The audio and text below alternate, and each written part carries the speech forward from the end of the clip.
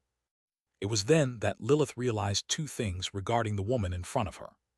First of all, Shangyu and Bing Zhu had completely accepted and assimilated her feelings for Bai Zemin. She was no longer ashamed or afraid to express them openly in front of him, at least not when Lilith, her greatest rival in love, was present. Second, and more important than the first point, the class Shangyu and Bing Zhu had just acquired after evolving made her noble and proud enough to be unwilling to share her beloved with anyone else. Bai Zemin sighed, and for some reason felt a huge headache coming on. "Bing Zhu, are you sure what you feel towards me is love? It could be admiration or even gratitude, you know that too, don't you?" he said as he looked into her eyes for any sign of doubt. Unfortunately or fortunately, Shangyu and Bing Zhu did not hesitate as she looked at him and said, "I, Shangyu and Bing Zhu, did not know until a few hours ago how strong my feelings for you were. But now that I know, I won't hesitate anymore. I don't want to live with any regrets." Bai Zemin stared at her with a bitter smile and said, shaking his head, "Sorry, Bing Zhu, but I won't leave Lilith no matter what." Shangyu and Bing Zhu stared at him silently and then looked at Lilith before closing her eyes and saying softly, "I understand that this woman holds the first place in your heart. However, that is so today, but it may not be so 5,000 years from now. There is still time for many things to change. We will have an eternity of time and experience many things together." About 18 months ago, Bai Zemin and Shangyu and Bing Zhu were like cat and dog. Neither could see the other, they could not tolerate each other. However, only 18 months after they met, the two were basically inseparable, and either of them felt empty when they spent a lot of time away from each other. The two of them were the best combo on the battlefield. Their tactical understanding with Bai Zemin was something that even Lilith did not have with him. Shangyu and Bing Zhu was confident that given enough time he would love her, at the very least, enough that he would not be able to keep her from his life. She hoped that love would surpass the love he had for Lilith, or else she didn't know what she might do. It was just at that moment when Fire Sorrow's voice sounded in Bai Zemin's head, forcing him to stop all conversation on the instant, as there were more important things than love at the moment. Love was very important indeed,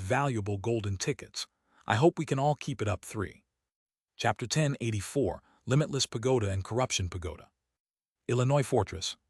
Several hours had passed since the battle against the dragon race had ended, and although the humans of the United States of America had managed to survive one of the greatest tests that fate had put in their paths since the arrival of the soul record on planet Earth, the aftereffects were still being felt.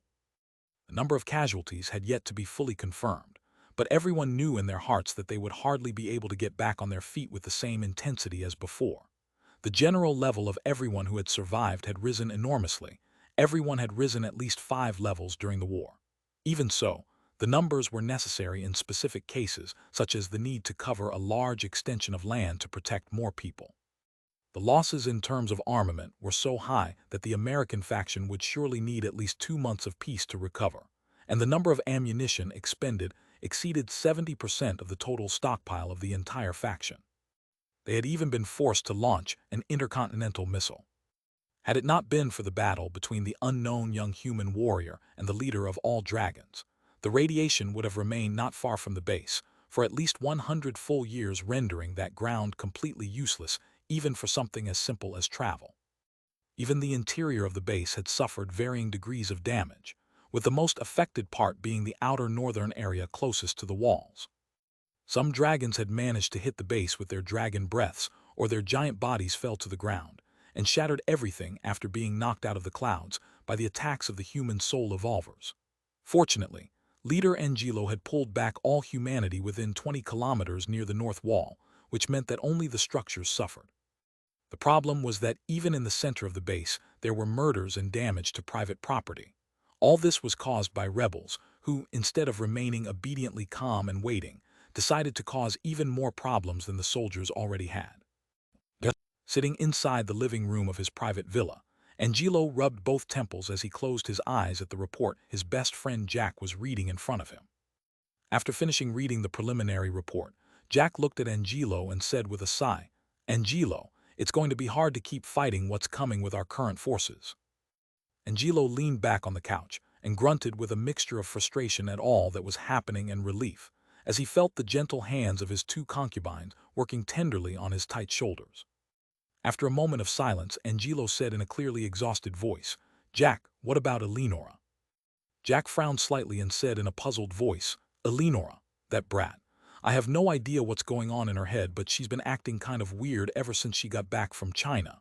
Hey, Angelo, do you think that Bai Zemin dude did something to her?" Angelo was still blind, but his eyes were pointed to the ceiling, and for several seconds he was silent as if he was thinking about something. "Jack, could you call Eleonora and ask her to come here, please?" Yeah, sure." Jack nodded and walked out. In a suite located in the best building in the entire fortress, where a single night cost enough for a normal family to survive for 1 whole month. The suite was extremely luxurious, with decorations clearly planned and prepared by someone with a lot of class and style. 3 bedrooms, 2 bathrooms with the master having its own jacuzzi, a large living room connected to a small kitchenette with a mini fridge, and a large balcony with a small private outdoor pool. This large room was currently unoccupied, and the only strange thing was the small antique pocket watch resting on the couch, covered with the leather of some high-level mutant beast. Few people would pay attention to an old and broken-looking watch, but if someone touched it, they would receive the shock of their lives upon discovering from the object's records that this old watch was worth more than the entire fortress put together. Collector's Pocket World. After fighting the nine-headed immortal dragon and chatting a bit with Angelo to update him regarding the higher existences, as well as what was to come, Bai Zemin requested a spacious room for him and his team before leaving, saying that they needed some rest.